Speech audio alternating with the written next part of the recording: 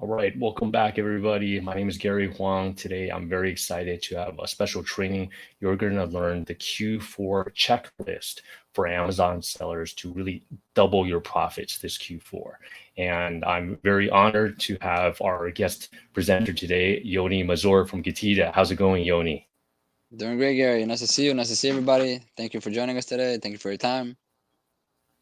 Yes, yes, welcome, welcome. Today's training is brought to you by the Seven Figure Seller Summit, and we're really helping you guys, the sellers, build, grow, scale, and exit your businesses. So, as you guys know, Q4 is winning time in e-commerce. So, over 50% of your sales come in the last couple months of the year. But this year, things are a little different, especially with the perfect storm we're seeing in the whole logistics and the whole supply chain. Things are getting more and more complicated. So that's why I wanted to bring Yoni on. He's going to give you the inside look how you guys can really have a checklist that you can go through step by step so you can double your profits this Q4. So for those of you guys that don't know Yoni, Yoni Mazor is the Chief Growth Officer and co-founder at GETIDA. Yoni began developing GETIDA after successfully operating a $20 million a year Amazon business, and he was selling fashion brands internationally. So now GETIDA specializes in Amazon FBA auditing and reimbursements, and they audit billions of dollars of transactions daily. So they're helping a lot of seven-figure, eight-figure, and sellers, Amazon sellers, really get their money back. And a fun fact about Yoni, he actually comes from a military intelligence background. So he served in the IDF, Special Navy Intelligence. So if you're caught in a dark alley at night with him around, you don't have to worry. All right. So Yoni, welcome back. Before we get started, why should people attend this training today? Why? Just knowledge is power in our game, and things are constantly changing. So you want to be up to date on the current situation of things, and have the ability to make educated decisions to grow your business in the right way, and hopefully make more profit. Excellent. All right. And before we get started, because this is live, if you can see and hear us, can you please type your name and where you're joining us from in the chat?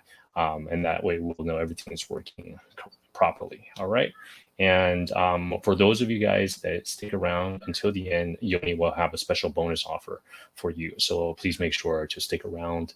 And in addition, sharing is caring. If you know of another Amazon seller who really wants to crush it this Q4, I mean, who doesn't, right? So feel free to share this link as we're watching live so you guys can watch together. And then there's also a great chance to ask questions live. So, Yoni has a wealth of knowledge when it comes to this. He's really working with a lot of sellers, and he goes to a lot of events all over the country, all over the world. So, he has his finger to the pulse when it comes to all the best practices and also mistakes. So it's a great chance for you guys to ask questions. If you have any questions, feel free to drop them in the chat. All right. So other than that, and let's go ahead and get started, because I think some people are coming in, and I know that Yoni, you have a lot to cover. So I want to make sure that we have time to get through everything, and then I will bring up your presentation. So without further ado, Yoni, the show is yours. Thank you very much. Okay, everybody. So welcome to this special presentation. I want to thank Gary again for setting all of this up. His work and contribution to the seller community is really admirable, and it's always our privilege to be able to work together and sharing what we know and helping others. So yeah, this presentation is going to focus on a checklist for Amazon sellers for Q4. The idea here is kind of actually simple. The idea is that if you have a good checklist and you kind of prepare on all these elements, hopefully if you're set up properly, like because of it, you should be able to double your profits and beyond, because this is the most important quarter of the year. Really, it's a sale season, and if you do everything correctly and set it up correctly, you should be able to explode, no doubt. This is just the nature of retail. Most retail companies, if it wasn't for Q4, some of them will probably lose money and not make any money. So you should be able to make profit or double it, or sky's the limit. So let's get started. A little bit about us, just for a context reason. I know Gary shared a little bit. I'll expand a little bit more. What's GETIDA? Is it GETIDA? Is it GETIDA? How do you say it? It doesn't really matter. It's just an acronym. It's GetIDA, which means Get Intelligent Data Analytics. We're a global provider. We consider ourselves a global leader because you can use GETIDA and our auditing and reimbursement solution, whether you're selling Canada, US, Mexico, UK, Germany, and so forth. We actually won an award from the Gold Business Awards, from the American Business Awards. We won the Gold Award for our dashboard technology. We do have a team of dedicated claim specialists. A big part of them are former Amazon employees who used to work in the FBA reimbursements department. So we know what we're looking for and how to manage all the issues. We track our recovery rate, and it's over 70%. So for every 10 cases that we open, usually more than 7 cases get reimbursed. We're actually very involved with the sellers community, like Gary mentioned, and we also myself, I'm a host of before that, actually. So a lot of events you can always find in the next events, including this event. You'll find at getida.com/events. You'll see all the events that we're doing to educate sellers and helping sellers and pushing sellers. But also for myself, I'm a host of a podcast. If you just visit getida.com/podcast, you'll see all the episodes. I recommend you to check Gary's episode. He's been on the show. He has an amazing story to share with you. So you should check it there as well. And we like to make our solutions affordable for sellers of all sizes and all stages, because it's free to join GETIDA. It does not cost anything. It's also free to stay with GETIDA. We only charge a fee if we're successful in getting you money back and reimbursements from Amazon. So, for example, we got you $100. We usually charge 25%, so we'll charge you $25, and we got you, $100 this month. Next month, if we get you $0, you pay $0. So it's free to join, free to stay. We'll only get paid if we're successful in getting you some value, some money. You can find us on the Amazon App Store, which means we're an authorized solution provider by Amazon, which means we have a double commitment to you, the seller, but also a commitment to Amazon. It means that we have to make sure that we're terms of service compliant, data security, private policy, all these components, and perform like an Amazon seller, just on the solution providing side. You also will find us on the Amazon SPN, the solution provider network, as well. And of course, if you want to find more about Gary and the 7-Figure Sales Summit, you can visit the website. It's available for you as well. Okay, here's the checklist, guys. Pretty simple. This is the overview of the checklist, all the stuff we're going to go over, each kind of function. So we have here, let's see what we have. We got inventory management, listing optimization, finance, logistics, advertising, sourcing, account health, and accounting. All these components, if you have a good setup, which we're going to break down and unpack in this presentation, hopefully you'll be calibrated in such a situation in a way where you're just exploding in all the right direction and making profit of a double or more.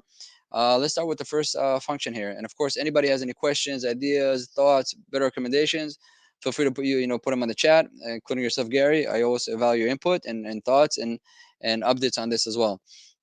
So let's start with the first one, inventory management. Okay. The mission of a retailer of any kind, not just an e-commerce sellers and not just an Amazon sellers, to make sure that all your balance sheet, all the inventory that you own as a business, as an organization, it's all available for sale. You cannot afford to have, none of it or some of it not available. Okay, so make sure all your listings are active and they're available for sale. So be on the lookout for any FBA stranded inventory. If you've never heard of what FBA stranded inventory is, I'll tell you. You go to Amazon Sell Essential, you go to inventory, manage FBA inventory, and look for stranded inventory. Because if you have a catalog of more than one ASIN or more than 10 ASINs, it's very possible that some of the ASINs are stranded with Amazon. They can be something when the warehouse is not right, or something with the listing is not right. So because it's stranded, they're not available for sale. They're not being sold. They're not even active on Amazon's web page. And so the thing is, if you have one or two ASINs, most of the time you're very focused on them to how much sales you generated. So that usually doesn't happen, or as soon as it happens, you're on it. But of course, as you grow your business and your catalog, some ASINs might get stranded. If it does, jump on it, do it. Okay, it could be a pricing error, it could be all these bizarre things, but it's very, very imperative that you go right now and check it. And of course, anything that's stranded, you fix it and you put it back into inventory. Same thing goes for suppressed FBA inventory. This is like a silent death. This stranded, this suppressed FBA inventory. You know what that is, Gary?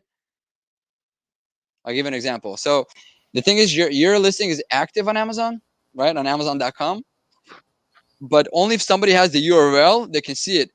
But if you search for it on Amazon, you won't see it at all because it's suppressed. It can be maybe there's a problem with the barcode, or EAN, or the barcode, or UPC. It could be a problem with the images. Maybe there's not resolution. So all of a sudden, it's going to be suppressed. It means Amazon's suppressing it, so nobody can really find it. The only way you can really find it and buy it is if you have a link. So, all right, the URL, and consumers won't have your link. So basically, it means you're dead. It's like a silent death. You don't even know it. So Yeah, run to your that's very true, Yoni. That's actually happened to me before in the past. I think the reason was one of my products was incorrectly classified as adults. I don't know if a competitor did that or what happened, but basically you couldn't search and find it. Like exactly what you said, we had to open up a case. We had to, reclassify it correctly. But yeah, that's a big one. Yeah, it could be just a simple edit of editing your listing and maybe updating the information and it's working. But if you tried all of that and it's still not working, like Gary mentioned, go open a case, tell Amazon, tell them I did above and beyond. It's all should be good. Just push it again, re-update it or refresh it, and she'll go back on track. Usually that's the case. And yeah, as soon as this presentation is over, run it to Amazon account, look at your inventory, look at suppress. If you have anything to suppress, fix it now. Q4 is already here. Actually, we're finishing the first month of Q4. Luckily, it's the softer one. You have November, December, where things are going to get heated up. So hopefully, we're doing this whole thing on time. Okay. Try to predict how much stock you should carry. Um, Inventory right now is we're going to touch much more about inventory and logistics. Down the slide. So I guess we can expand that a bit more. But you know, uh, this is more if you're sourcing domestically. If you source them domestically, you can get your products within a few days, a week or two. Then you don't want to overbuy, right?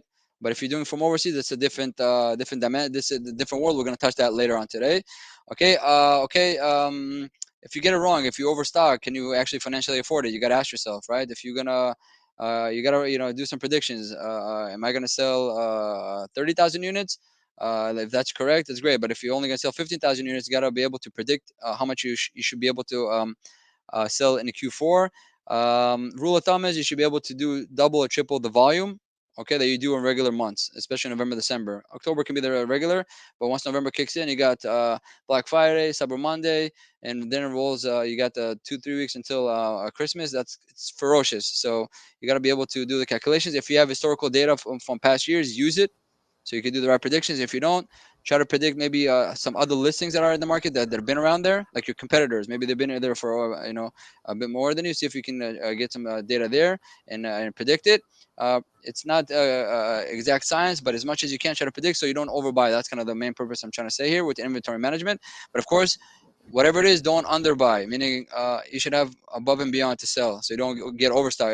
If you don't want to be running out of stock in Q4 because it's very painful. You want to be able to maximize and seize your potential. So the advice is to be able to be a bit overstocked, and it's okay because especially if you liquidate it in Q1 and cash it out, you're gonna be okay. All right. So that's kind of the logic of trying to predict how much stock you can carry. It's a delicate balance, but you should be able to do it. Gary, any insight on that also?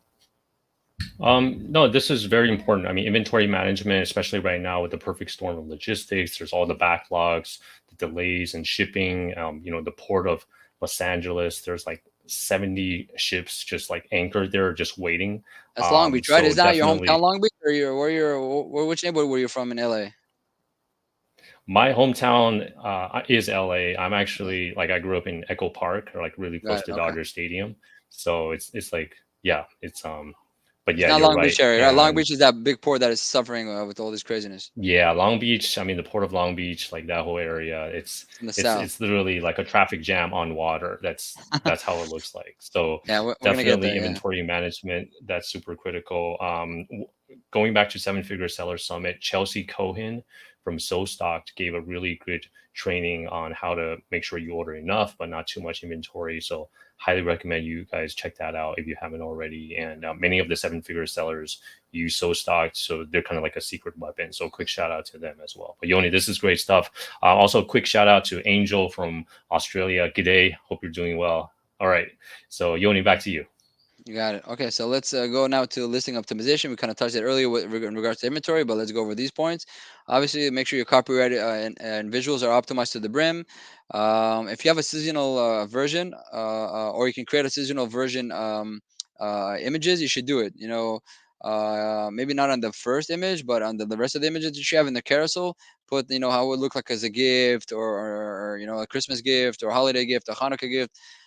So try to do that. So the more you can resonate with the consumers and they can really feel the holiday spirit from your listing as much as possible, you should do it and optimize it. And hopefully it's going to increase your conversion and get you more traction. Be creative with your listings, visual, and present your product. We discussed that already. Yeah, this is you got to keep this in mind and remember that your Amazon listing is your digital shelf. Like when you sell in regular stores, your product packaging is and the way you place it on the shelf is how you communicate with the consumers and try to generate a sale. You try to make beautiful, shiny packages so the consumers touch it, hold it, and then read it and put it in the cart and cash it out. With selling online, it's not the case. It's not about the packaging at all. The packaging can be actually very, very simple. It's more about the listing, the enhanced brand content, the visuals, the video, and the whole ambiance of your listing. That's what resonates to the consumer. Add me to cart and buy me. So if there's any more for optimization and your listing, do it. Don't take it for granted. Don't be lazy. Don't say, hey, I'm here. My competitors are here also. I just compare yourself to the competitors. No, if you can really look inside your listing, no, you can actually, if you're in a category or you're competing on a product where nobody has a video and they're listening, maybe you should. You can put yourself, prepare yourself for the future because they might do it, right? So if you know you can raise the bar, do it now. It's just going to reward you most likely. It's pretty a safe bet. Yeah, Before I and jump to Yoni, finance, if I may just jump in, um, I totally agree with you about the seasonal like variations. And I mean, think about it. Like when the holidays come around, Starbucks, right? Like what did they have like, in the fall, right? They don't have year round, right? A lot of people are waiting for that. Like Yoni, like, are you a Starbucks fan? Like, do you drink oh coffee? yeah, now coffee. I like Yeah, the it's called the Jade Citrus, the tea. I'm a tea the guy. tea. Okay, you're a tea guy. That's cool as well, right? I'm sure there's like, I different hope tea tea is cool these variations, days. but I know coffee is big and cool, but yeah, I yeah, hope yeah. tea is also for the cool kids. Yeah. Y- yeah. Think about pumpkin spice, right? I think they discontinued that this year, but I mean, in prior years, like, everyone's waiting for fall. It's like, pumpkin. And then, when the holidays come, they have like that red cup and, it's like the whole like festive cheer. So I think the same thing applies for ecom, right? I mean, it's, you get people in the mood and, your listing stands out as well. So I think those are, Yeah, yeah, let's take it to the definitely, malls. ways. I used to be in the mall business before online, Yeah, and yeah, you go to the malls, they're all decorated with festivity, and you go to the stores, you go to a clothing store, you could go to Macy's. It just resonates with you. You just want to buy. It just puts you in that spirit. So in that spirit, try to do as exactly. much as you can, also to resonate with the consumers when they hit your listing. So keep that in mind. There's room for creativity, and usually it rewards you because you can stand out compared to your competitors who are just kind of gray about it, technical about it. They maybe just push more into the PPC, which you also should do. I guess the message here is to try to make sure that you're well-rounded. It's a holistic view of how you set up your business for Q4, so you really explode. Everything is on lockdown. It's airtight. It's hard to destroy you or hold you back. So that's kind of the ambition of this presentation. Let's jump into finance. All right, so because there's so much potential in Q4, and this year it's going to be very interesting because of all the restrictions of the sourcing, global sourcing is an issue, and also the space storage, the ASIN storage limitation with FBA. It's going to be very interesting to see if there's going to be enough. I mean, there's probably going to be strong demand. Consumers are still consumers; they want to buy, they need inventory, and if some of the players will stock out, it's a great opportunity to rise and shine. So the question is, do you have enough capital to do it? Or in general, like if you are even financially prepared to buy more, if you're gonna double, triple, quadruple your sales, do you have enough financial stability to buy enough inventory to and hold that inventory until you get all the money back from sales? And what if it doesn't happen properly and you have to you didn't sell everything you're supposed to sell? So you got to make all these calculations and see also if I want to specify this. So when you take lending in retail, the mission of the lending of the money is to be able to make sure that the mathematics suggests that you're going to make more profit. So for example, right now your business is making 100,000 in profit a year, but if you're going to take a loan, get more inventory, generate more sales, and at the end of the day generate more profit, and instead of 100,000 you generate 150 or 200,000, that's when you want to take finance. That's when finance is a really great instrument to leverage and scale. If you're just doing it to, I don't know, to float or even losing money taking a loan, maybe it's not the best calculation. It's not the best advice. Okay, because you might just dig a hole. If your business is not making money, it's breaking even or not making money, you're taking a loan thinking just to get by. It's not the best thing because you're digging yourself a hole. You're gonna generate debt.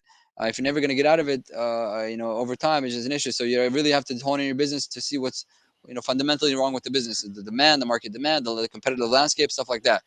Okay, so once again, you got to make sure to check and make all these calculations. Is it worth it for you to take a loan and make a bet? And if so, can you afford it? Meaning, are you going to make enough profit to pay for the loan and make more profit than you usually make? Is it a long-term debt or a short-term debt that that's available to you? Meaning, some companies might give you a loan for 30 days. If that's not enough time for you, you got to maybe consider the 90-day package or 12 months. Some retailers say, I'm going to take 100 grand for the next 12 months. I'll pay it over time, but I'm going to take this 100 grand and I'm going to use it for Q4, doing Q4 in the market and blow it out. So in other words, the financial people, the the financial bodies, they call it what's the financial product or instrument that you're going to use. So look at the right instrument that will be the right fit for you. And cash flow management is tight, meaning you have to know your numbers, you have to know your cash flow, you have to know where all the money is coming from and where is it all going. If you're flimsy with your books, you know what's going on with money, maybe you should not take other people's money. That's kind of the message I'm trying to convey here, because if you make the wrong bet, it can choke you and it can be really become a disaster. And an instrument that's supposed to amplify you and make you explode and make more money can be actually a heavy weight on your organization, which can drag you down. So handle with care when you when it comes to finance, and make sure to handle your cash carefully. It's really better safe than sorry. You have to really, honestly, if you know you're responsible with money, you're responsible with debt, you know what I'm doing with the calculations right, you should be bullish on finance. It's fine. Taking debt is perfectly fine. You should do it. That's kind of my opinion. And if it's you don't know how to even swallow this or deal with this, just keep it simple. Maybe you shouldn't take any financing or anything like that. Gary, any thoughts on this? Yeah, Yoni, this is very important. You really have to know your numbers. When you say, um, is it worth it for you to take on a loan and a bet? I mean, obviously, if you're in the red, that might not be a good idea. But I believe you shared a number earlier. Was it like 150 or 200K? Can you say that again, just so we fully So I'm saying, understand like, that? right now you're a business in a year, you're selling on Amazon, you're able to generate 100 grand in profit. Okay, great. But now you say, you know what? If I'm going to take a loan, let's say 100,000 loan, and I'm going to buy more inventory, and especially I'm going to focus it on Q4, and because of that, I'm going to generate for the year, right? Instead of 100,000, I'll be able to generate 150,000 after I pay my loan back. So that means that it's good. You should take a loan, because that loan, that 100,000 can maybe cost you 10,000. You're going to pay 10% interest or even 20% interest. So you're going to borrow 100,000. You're going to pay back 120,000, but doing so will increase your profit in 50,000, an additional 50,000. So instead of, at the end of the year, instead of having 100,000 extra in your pocket because of the profit, you have 150. So if the mathematics suggests that after taking a loan and paying it back, you're going to generate 50,000 more in profit, mathematically speaking, it makes sense that you should take a loan. Right, that's Hmm. what big Yeah. organizations do. It's called leverage. So you took somebody else's money, and because of that, you made 50% more what you usually would have made of. For this specific example, it's theoretical, but it can happen. Once again, every seller has its own situation, own reality. I guess one component that is very important to think about is that you have to recognize that there's enough market demand for you to sell more of your product. Right, you have to kind of be able to identify that. That's what we did. We discussed predictions earlier. If you really go with good with predictions and know how much the market will be able to swallow with your supply of product, you should be able to. If you're really good with calibrating that, you should do great, really, really great. I just want to, I guess, maybe touch Excellent. on something you probably are familiar with, is the aggregators. A lot of the aggregators, it's a big scene, it's a big trend, it's a big thing right now. It's very, very popular, it's very hot. A lot of these aggregators, just it's debt funding, meaning when somebody raises 100 million, right? It means that there's a financial institution that says, you know what, here you have an open checkbook up to $100 million, but every dollar that you take from this 100 million, you're going to pay interest. It can be 10%, 20%. Each one has its own deal. So what do they try to do? They try to take that money, buy an Amazon brand, which generate enough profit to pay back the 100 million and beyond. So that's how they make profit. That's their business model. And another thing is, when they buy an Amazon account or an Amazon brand, they buy for a 5x multiple on their profit, the EBITDA. But usually, as soon as they buy, because they already have a portfolio of brands and they're much more secure business, they automatically, these businesses all together combined, they get a higher valuation. Usually, the aggregators get a valuation on their revenue. So typically, as far as I understand the ratio, I just spoke a few weeks ago with a few aggregators, and I understand the model a bit better. To just dumb it down and simplify it, aggregators buy a business for usually 1x revenue. So if your business generates $1 million a year, they're probably going to buy you out for $1 million. But as soon as they buy it, that business is worth 10 million, 10x. That's all they're doing. But Yeah. because the valuation is so good, they're able to make profit. They pay back the loans, and it's all worth more. And mathematically speaking, it's a very good business model to be in that aggregation game. That's why they're all raising so much money and exploding. The problem begins for them. I know I'm overextending myself. Is the operations. If they're really able to operate the business properly and make it profitable compared to the previous owners, that's the biggest challenge for them right now. And we'll see who will be successful, who will not. That's to be determined. Okay, now Excellent. finally logistics. Logistics is gonna be the heaviest set that we're gonna discuss, because this year is a historical year. It's so much pain out there, so we're gonna kind of focus more on this. So here's a quick announcement for the marketplace. I'm not sure if you guys were aware of this or not, but a few days ago, Amazon gave an update, which makes things a bit more challenging actually. So here's the notice: to catch the Christmas sales, you need to make sure your inventory gets delivered to FBA on December 2nd. Typically, it's supposed to be December 11th. They're telling you any unit that comes in by December 11th will be available for sale. For consumers for Christmas. Christmas is usually the 24th, the 25th. So even if they receive it by the 11th, you still have like the 2 weeks to be able to sell it, and consumers get it, and you get that explosion, that high demand. They're telling you, no. Right now, we need, instead of the 11th and the 2nd, so we need that 9 days earlier. So any unit that comes after the 2nd of December, it's probably not going to be sold during the Q4 Christmas season.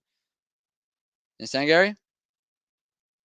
That's the time frame. So the deadline is earlier. They're telling you this is that's your. super critical. I mean, thanks for raising this because they actually moved it earlier this year, Yes, right? it's I mean, earlier. last year Yes. it was 9 days earlier. So you guys, if you haven't gotten your shipment on the boat yet, I mean, you guys, maybe you got to airship it, right? Because if you consider all the delays, coming from China and the log jam, the traffic jam in the port of LA, Long Beach.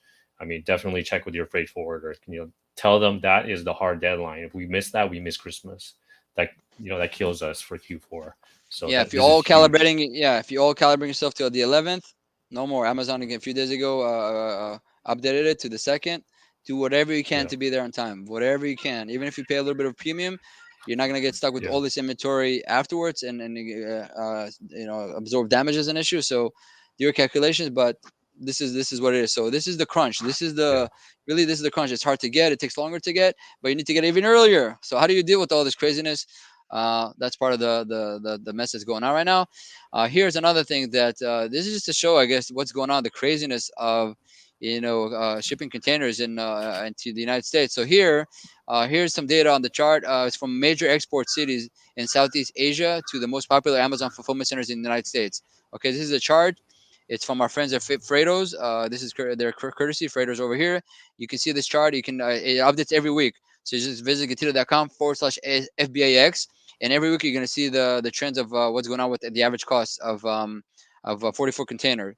Okay, from the most busiest major export cities in Southeast Asia into Amazon's fulfillment center, and you got the freight, and you got the LCL, and you got air. Also, you see kind of the dynamic.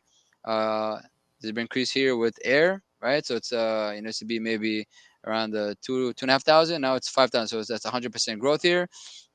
LCLS container load is pretty stable, it seems like still, but obviously a 40-foot container FCL, it just exploded. Some from being I don't know what is this over here, maybe 7,000 back in January of this year, all the Yeah. way up to about, seems like it's Over 27. 20K, 22K. Yeah, Yeah. no, this is above Yeah. 25,000. It's already 27,500, and it hit a little slump here, but it's rising again. A week ago, it was actually around the 21,000 or 20,500. Now it's kind of rising back up. So if you want to keep track of what's going on, this is an interesting tool that it's available courtesy to our friends at Freightos, which is I don't know, ever heard of Mhm. Freightos? Oh yeah, yeah. We worked with them before. I wrote an article for them in one of their Amazon FBA sourcing best practices guides. Nice. They're cool because they're kind of like like a Travelocity for freight shipments, right? So they're like an aggregator. It's like you're shopping around all the different airlines for the cheapest ticket. They do the same thing for freight forwarders, so it's a very useful tool. Freightos, definitely check it out. Exactly. Basically, it's a search engine for end-to-end solution for service provider, solution providers for your logistics. So you need from this factory in China until this destination in Amazon. All anybody in the chain, logistical chains that's available to serve you will appear there with their code, so you'll be able to make quick decisions. In addition to that, I did an event with them I think a week or two ago. They have a new feature now that they have guaranteed delivery dates or guaranteed capacity. They have a badge, a new badge that they created because they have some trusted Mhm. logistics providers that they can really fully trust. And when they say it's available, capacity is available, it's almost a sure thing that you're going to be able to book it properly and get it delivered because everything's so crazy. You get a quote, you think you're good, you book it, all of a sudden lost capacity. It's overbooked, overbooked, overbooked, like an airline ticket, right? So basically, they're telling you if you book a seat on this flight, you're gonna fly, because it's like when you have overbooking on flights and you get canceled. So yeah, this shows you financially what's going on with the soaring demands and all the complication around, just how the prices have been inflated, and they're cooling off a little bit, but not nearly close to where it was during the beginning of the year. So this is part of the crunch. Now, to add to all the complications and sourcing and global logistics, Amazon is obviously, we discussed that they made the date earlier to send to FBA. But not only that, a few weeks ago and a few months ago, they changed the game with storage limits with FBA. So I wanna go over this just in case, to make sure everybody on the same page on what's the new dynamic with Amazon, and then we'll touch a little bit of tips or advice how to handle it. Um, so this is how it all works right now. So you have a few tiers, right? This is the first tier. They're telling you, okay, this is your standard size storage. So this first seller, for example, can only ship 106,000 units of standard storage, size storage unit. So what happened to many sellers during this year? For example, let's take this 106,000. This year limit, but if you already had 150,000 units in the warehouse, all of a sudden you're above the limit, so you can't ship any more inventory. It's in. If so, sellers were not able to ship more inventories into FBA. They just got completely jammed. So many sellers experienced that issue. In this case, the seller seems to be healthy, so they're doing okay. But imagine this is already hitting the red and beyond, and because of that, you can't really ship and replenish. So you're working on sourcing, you're working with your factories, you already pay for it, but you can't send it in. So many sellers got jammed like that. So that was kind of for the first tier.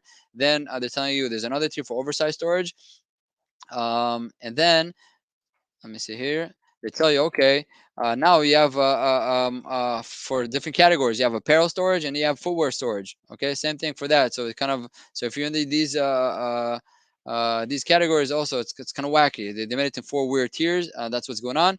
In addition to all that, you also have the IPI, the Inventory Performance Index. You have to make sure it's high, and this basically checks the velocity. If the velocity is not good and it's on the red, they're going to charge you more with storage fees, monthly storage fees, long-term storage fees, and it's just a drag. So before that, before this, the limitation was, I believe, for new ASINs, you can only ship like 250 units per ASIN. Actually, let me go even back. When the pandemic hit, all of a sudden Amazon blocked a lot of categories from shipping it to FBA, and they said you can only ship essentials, things that are really essential for the pandemic, for consumers that need it at home. So you can ship it in. All everything else got blocked, and then they started opening up again after a few weeks. I think it was like 4 weeks. They said, okay, if you have a brand new ASIN, which I have not much history about it, and you want to launch a new product, you can only ship in 250 units. That was going on for a little while, and they said, okay, new game again, and this is the name of the game as it stands right now. So a lot of sellers that got jammed and were not able to ship more inventory. So this is kind of I guess, some of the solutions that I heard from sellers over time, that you're able to kind of devise the strategies.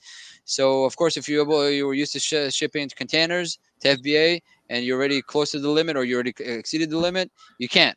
So you have to start sending small batches to FBA. So instead of container, you will maybe use air, and you just drip it in so you don't lose your rank. Because if you can't ship more into FBA, right?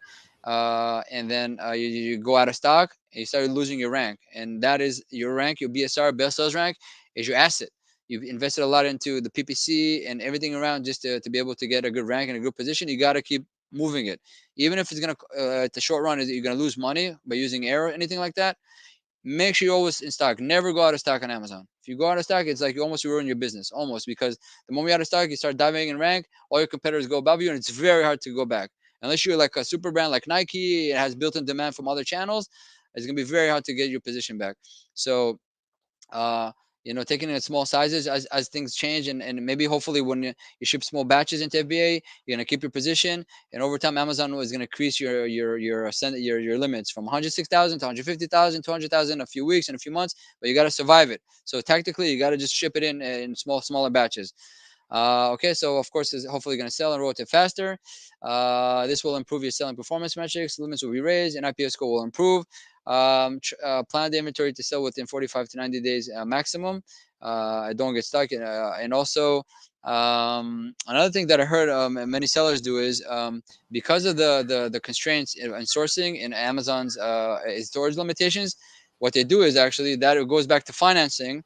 You need to have enough financial stability to do it. They buy huge. If they used to buy a container, they're buying 6 containers, right, from China. They bring it in here to the United States. They store it in like 3PL centers that they trust, And there's these 3PL centers, they drip it into FBA because they can't ship everything to FBA at once. So they drip it into FBA. And they also try to do self-fulfilled, FBM, fulfilled by merchant. So they never go out of stock ever, no matter what. So they change their strategy. They're financially able to do so, to buy much more. So that's it. They get the inventory. They don't have to wait for it again and again. They can buy year supply basically. If they used to buy for 30 days or 90 days, the whole craziness, they want to avoid it. So they waited extra long to get their inventory, right? Instead of getting it in 15 days, they got it 30 or 45 or 60 days. But finally, when they got it, they had a long supply of ammunition. In the meantime, if they needed, they shipped air as much as needed to FBA to keep the machine rolling, just to survive.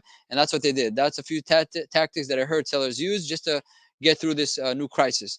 Now, another tip that was devised, this is once again from SoStock, from Chelsea Cohn and her community, is if you sell an MCF, ask for increase. So this is a little hack. So MCF is multi-channel fulfillment. So basically it means that if you store your products on FBA, and you can plug into other marketplaces like maybe your Shopify account, right, or eBay or Walmart or whatever it is, you can have Amazon fulfill these orders coming from all these other channels, and Amazon can fulfill it. If you're part of that program, you open a case with Amazon and say, hey, I'm an MCF seller. I need more storage because I'm shipping also outside of Amazon, and Amazon, that team will open up and raise your limits.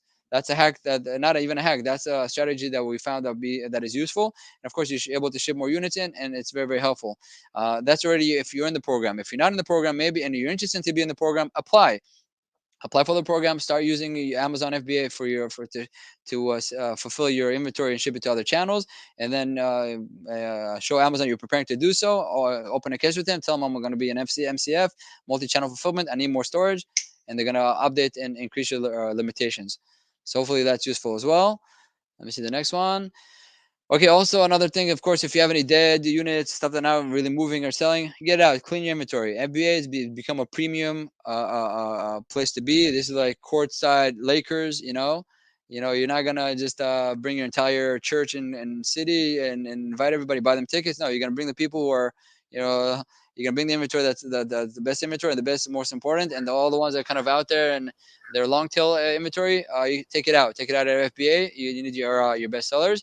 And basically, this is Amazon signaling that it wants top selling products to be sent to FBA. Capacity is limited due to e-commerce growth and logistic challenges. Consider boosting sales by, further discounts, could be coupons and stuff like that. Bidding higher on ads, be aggressive, get more traffic, okay, and convert.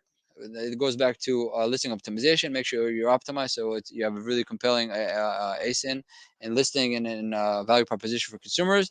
And also another tactic is creating bundle packages offered. I'll give you an example for this strategy or this tactic.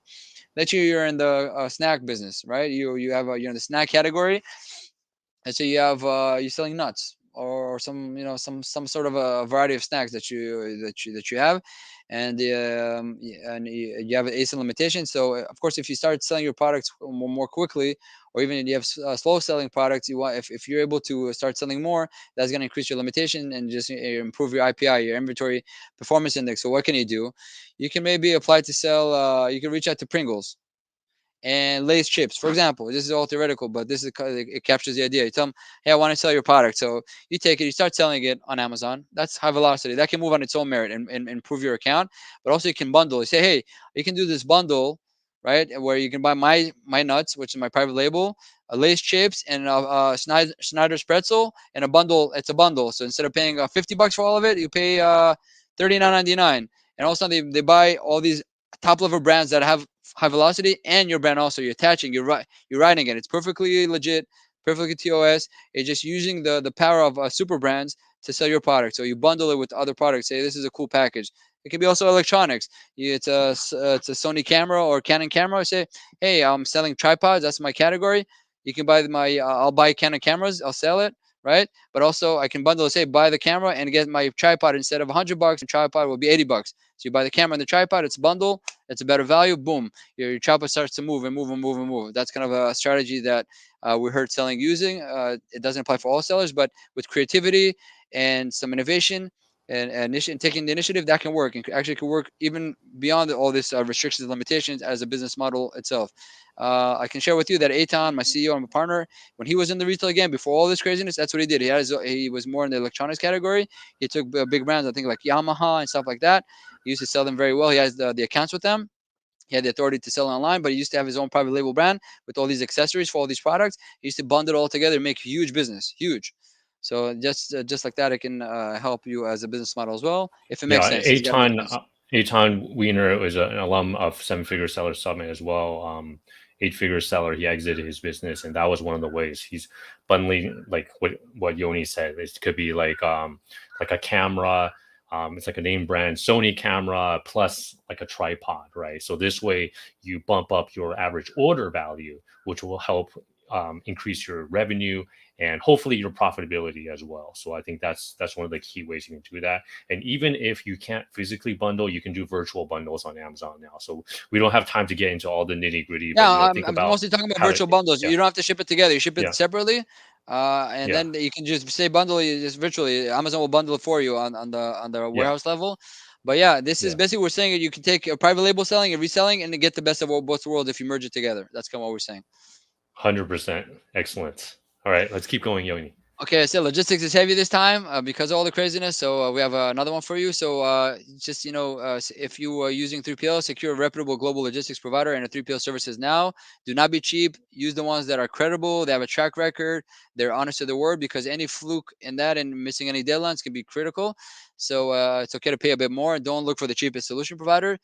Just look for the most trustworthy one and the one who can get everything together because the if you're gonna be penny wise and dollar foolish, it's gonna cost you a lot. Also, maybe consider relying on a few 3PL so you have some backups, not just a single one, just in case they're over capacity, they have any drama going on. Also, could be COVID. In any case, make sure to have an FBM fulfillable merchant backup option for whatever craziness that might happen with logistics. Ship early, ship now. It's obvious because Amazon is pushing for that. If you have more than one Amazon account, use it to store and sell more. Okay. If you have more than one account, use it. If you have an infrastructure. Okay, now we're before we go into advertising. Any last words on logistics? No, I think you summed it up quite well. Let's keep going. All right, cool. So advertising, prepare for an uptick in ad spend. It can easily be 3x or more and up for major keywords. So do not be surprised and do not be cheap and just bid for it. Get the traffic because this traffic in Q4 has the most intent. They're ready to buy. They're not just browsing, window shopping for the most part. They're all ready to buy. So that's why you pay a premium. This is like Times Square. When you have people, it's crazy amount of traffic, and they're ready to buy. Of course, make sure to you can afford bidding on high on your main keywords. Increase your bids on long tail keywords as well because they might surprise you. Long tail keywords that sometimes it could be a bit more soft and not too much action. When you have so much influx of eyeballs into the marketplace, they might surprise you. So do not cut off on them as well. Just keep them in mind and also bid a bit more if you need. Shoppers and eyeballs that will be everywhere and with full intent. Make sure to get as much exposure as you can and that your listing is fully prepared to convert by being optimized to the brim. We touched that a bit more with the creative and the content. Okay, sourcing. This is more of the gay. I need Gary's help a little bit more here as I come along. So, of course, if you source from China, you got to consider the Chinese New Year, and this is the warning. You're gonna elaborate. This is actually your slide to elaborate a bit more on what's the pulse on that. But of course, you need to place your orders now for Q1. China sourcing is a new ball game. You're gonna expand on that. Chinese New Yeah. Year's usually starts late January until late February. If you want to make it a great Q4, you'd like to keep the flow going. Make sure not to get stock out by starting late from China. Go ahead. So take this home. Yeah, What's going on with definitely. So China? Chinese New What's the Year. situation? Yeah, so Chinese New Year, I mean, traditionally every year we always recommend that you guys place your orders several months early, right? So Chinese New Year 2022 is coming up. It's going to be early February. So if we work backwards, you want to make sure you have enough time for your factory to finish the production order and also with shipping to get it out before the rush. Every year before Chinese New Year, there's like a huge traffic jam in China from the factory to the port. So you literally see like a snake of lines of trucks backing up. But this year, I mean, it's even worse with the whole perfect storm. So previously, we recommended that you place your orders by Thanksgiving, which is late November in the US, right? To catch the boat before Chinese New Year. But now we're revamping it to Halloween, which is actually right now.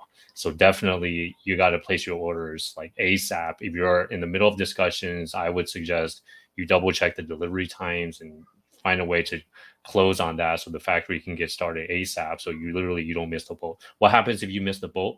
Most factories are shut down, as a lot of you guys know, for up to a month in China. Officially, the holiday is 10 days, but in China, nobody takes, I mean, it's like Thanksgiving, like, Christmas, New Year's combined. It's the biggest holiday of the year. So I'm not going to go too far deep in the weeds, but I mean, if you just take nothing away, definitely place your orders ASAP right now so you don't miss the boat.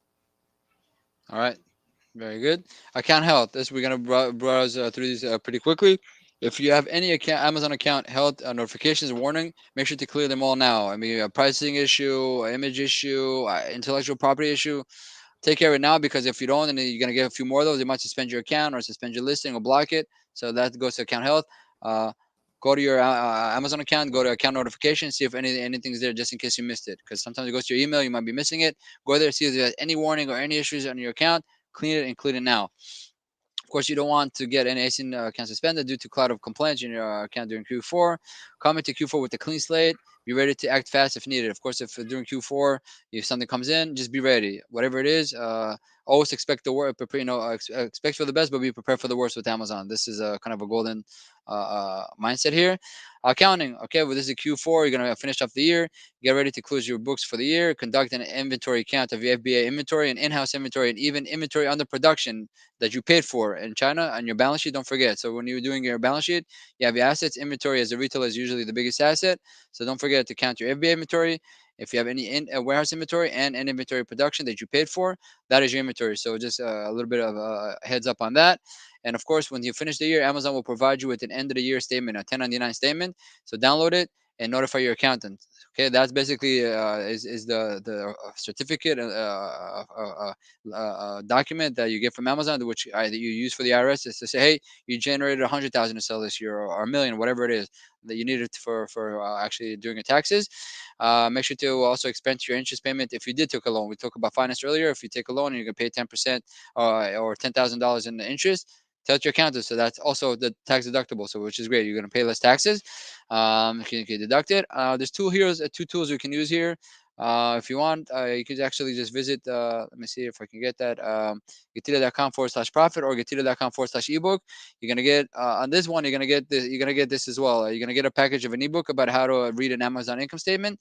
You're gonna get a profit and loss template, so you can actually wrap up the year. You're also gonna get a weight and dimension tracker, so you can track the weight and dimensions of your product and compare it to what Amazon thinks your weight and dimensions is. And of course, if Amazon is overcharging you, you could be able to take some action. So this is kind of a packaging tool that helps you keep track of your costs. But the P&L, really the P&L here, you can download here, or this one is the same P&L. It's really a great instrument and tool to know all the expenses, all the cost structures you have during your actual business. So you know if you made a profit or loss, and help you prepare for your accounting and taxes. Okay, a little bit of Yoni, audit. sorry. I'd like to share that. I think that's very valuable, the ebook and the template. I'd like to share that. Is there one link that they can get both, or do they have to visit two? Yeah, if you just use the bottom one, the getida.com/ebook, you'll get everything. You get actually, you're gonna get you're gonna get the template plus more other things. If you're just gonna go to the one with the profit, you're just gonna get the profit and loss. If you just want that, if you want more, you can just go to the ebook. You'll get that plus more, the ebook and also one dimension template. So pretty straightforward. Getida.com/ebook, you're gonna get a package of all of that stuff. Okay. Excellent. I just dropped it in the link in the chat, guys. If you'd like to get your free ebook and P&L template, super valuable. All right. Thanks, Yoni. Let's Got keep it. going. Yeah, sounds good. Okay, so now I just want to refresh your memory that after you went through all this craziness, listing optimization, selling, advertising, sourcing, logistics, all this crazy, and you made a sale, congratulations. But actually, it's not the end. You got to audit for your account for discrepancies. You got to look back and check everything that happened. Okay. Of course, it's too much of a headache for you. You don't know where to start. You don't even know where to begin. There are solutions out there that help us with this. That help with this. It happens to be that GETIDA. We're one of them. So if you ever need our help, we'll be happy to help. I'm going to give you some key statistics for you to understand. The first one is that the discrepancy rate an FBA can be 1 to 3%. And what is all these discrepancies? Pretty simple. If Amazon loses your inventory, damages it, destroys it, disposes it, or overcharges you with fees. All these discrepancies can happen with your inventory.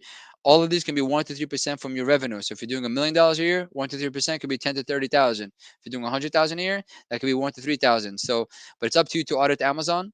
right? Bring it to their attention when you find those issues and ask for reimbursement, and they'll pay you. And you have 18 months to do it for the most part. After 18 months, the eligibility to get paid expires, so do not miss out. It's your money and you're eligible for it. And of course, if you do open cases and with Amazon, and Amazon replies and asks you for more documentation, stay attentive to that, give them what they need so they can pay you. Okay. Here's more kind of things that can happen with your inventory that we look for. So if you ever thought about why do you need help with auditing FBA, you can have a look. We can help you with all this. So the idea is that you can take the tiers away. Give it to GETIDA. We'll put money back in your pocket. Once again, it's free to join GETIDA. It doesn't cost anything. It's free to stay. We only charge you a fee if we're successful to get you money back and with reimbursements. And here I want to touch this kind of the last thing to wrap it up, a case study about the positive impact of good FBA auditing and reimbursement. So we have a seller that did about $18 million in revenue, sold about 300,000 units, and 9,000 units got affected. The inventory got lost, damaged, destroyed, disappeared. So the discrepancy rate was about 2.8%. GETIDA, we helped them, the seller, recover 100 to 50,000. Okay, so why? Because before GETIDA, the profit was 1.3 million. We added 150,000 to the seller, and boom, the profit lines grew by about almost 11%, which is very, very dramatic to the bottom line. Okay, now there's more impact for two scenarios, which are over here. If you're selling Amazon business, every dollar that you're getting can be easily worth $5 more because you're going to get 5x multiple for your business. So let's say you're about to sell your business and you recover 150,000 and you add it to your profit and you time it by 5, you're going to get $750,000 on your exit on the way out. That's what's super powerful if you're about to sell a business, to make sure you get paid with reimbursements every dollar that you owed. It's known right now that one of the most popular, easiest way to increase your profit and get a bigger exit is getting reimbursements, all the reimbursements that you owed. Same thing if you're buying an Amazon business. If you just buy an Amazon business and whoever sold you the account, you're going to go back 18 months, audit for all the discrepancies and get the money back from that was owed to the other seller. Boom, you're going to get a better ROI, return on investment. So over here, financially speaking, it shows you the positive impact of successful auditing and reimbursements and maximizing that opportunity.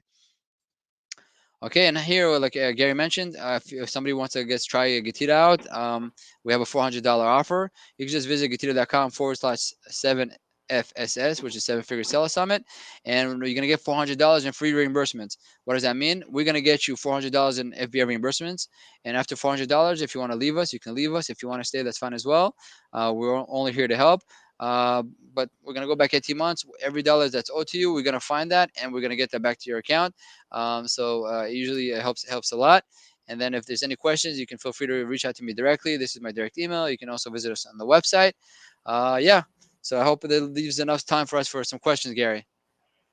Awesome. Thanks so much, Yoni. And just to recap, we covered a lot today about one of the biggest things that sellers are doing that's leaving money on the table is not getting your Amazon FBA reimbursement. So obviously, Yoni showed you how to do it with the steps to audit. But if you like to get some help, it's a no-brainer. Yoni is offering $400 back for free, up to $400, no fees on the first $400. So this really is a no-brainer, guys. I mean, if you don't take anything else away, I mean, definitely just check it out.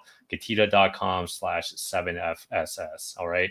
And also, do you want to talk a little bit about how you guys charge sellers? Because you don't charge sellers anything unless sellers are making some money back. Is that right? That's right. But these $400, by the way, this is kind of a guarantee because no matter what, it might take us a day, it might take us a whole year. You're going to have $400 extra in your pocket just for kind of trying us out. But typically what happens is we're going to open a case with Amazon.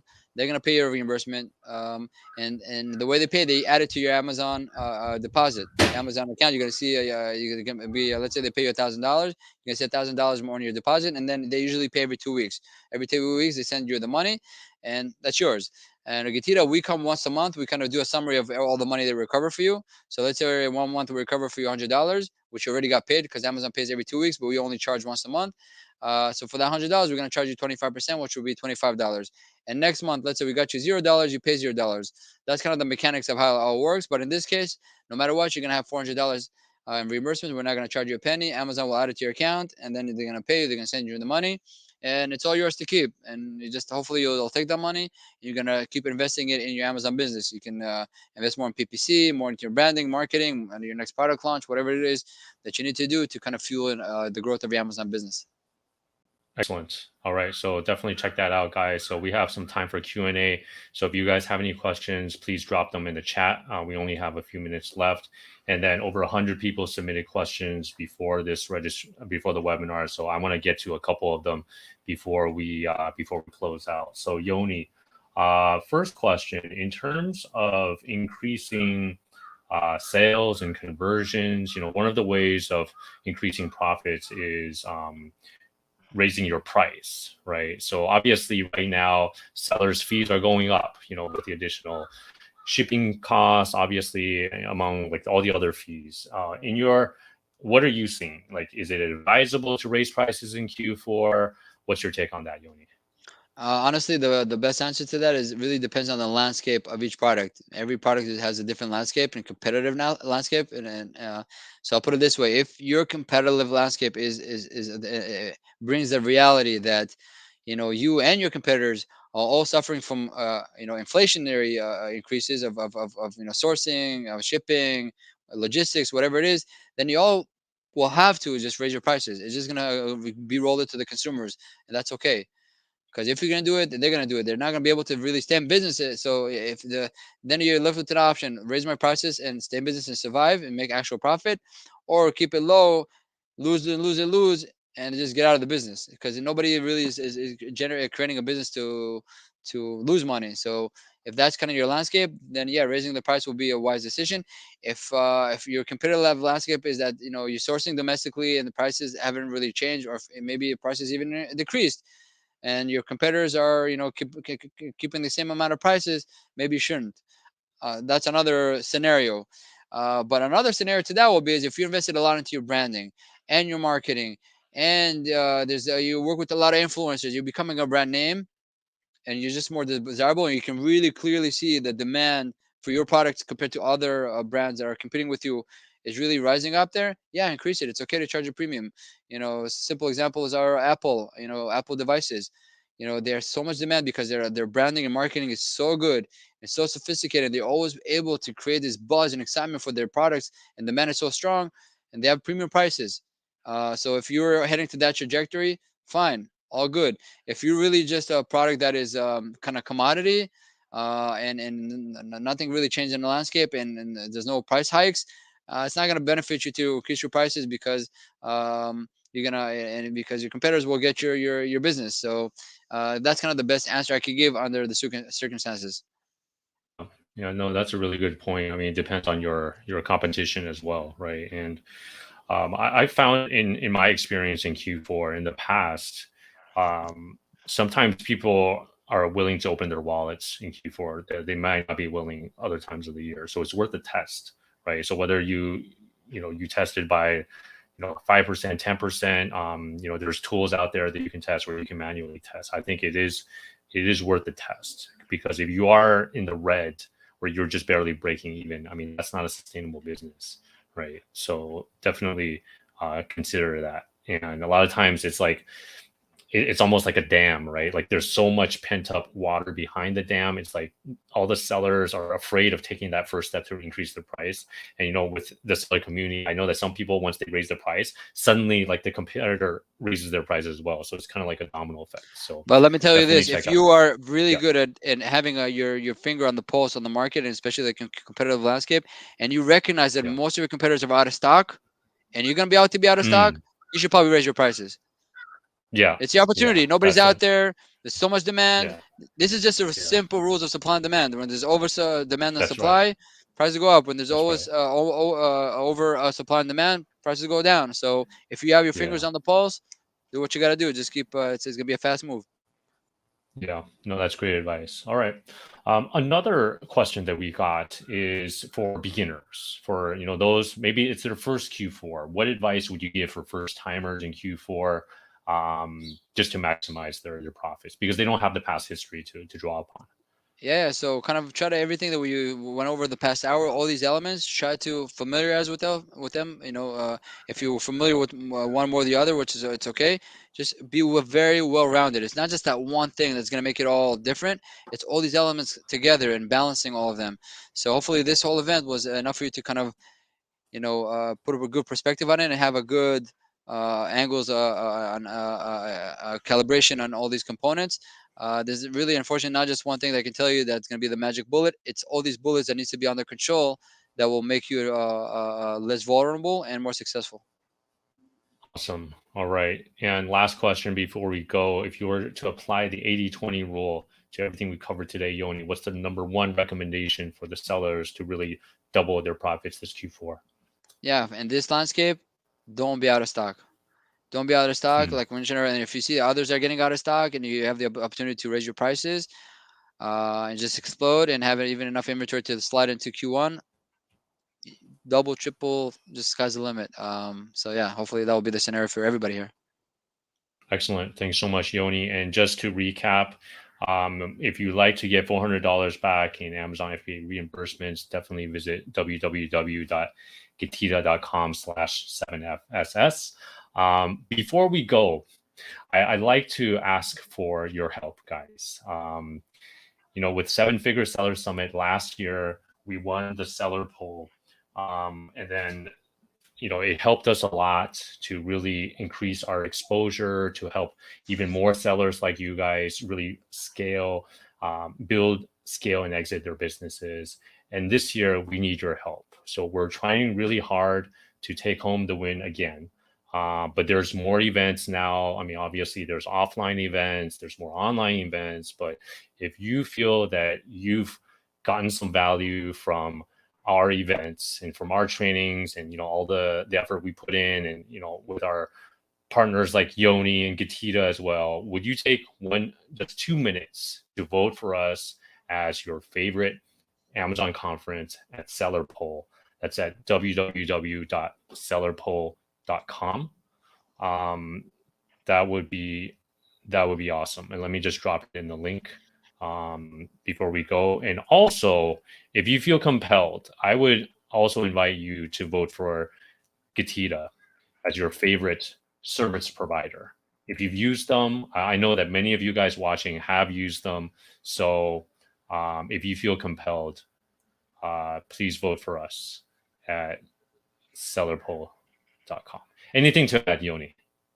That's it. So I really wish everybody the best Q4 that is possibly can be for you under the crazy circumstances. I hope this was beneficial and useful. And good job, Gary. Again, thank you for all the hard work helping everybody else. Yeah, just keep the focus, keep the energy, keep the motivation, do the best you can. And if you really do the best you can, you should be comfortable and relaxed. And hopefully, you should have a fantastic Q4. Excellent. And then thanks for that. And then if we do win, I want to do something special for you guys. We're going to relaunch Seven Figure Seller Summit 5, which aired just a few months ago, for 1 week if we win. So come on, guys, let's go for the win. I appreciate your support. And Yoni, you heard me say it, right? So you'll hold me accountable. So I really appreciate that. I heard it. Yes. All right. Now I wish all of you guys a super successful Q4. Even if you're just getting started, it's okay. I mean, it's better that you get on the horse now rather than, wait until another couple months later when, something else is going to come up. All right. Yoni, thank you so much for this valuable information. It's really helping a lot of sellers with profitability. Thanks so much for GETIDA's help as well and your support. We really appreciate it. Definitely, guys, check out getida.com/7FSS. All right. So have a great rest of your day, guys. Stay safe. And we will see you guys at the next session. Bye, everyone. Bye-bye.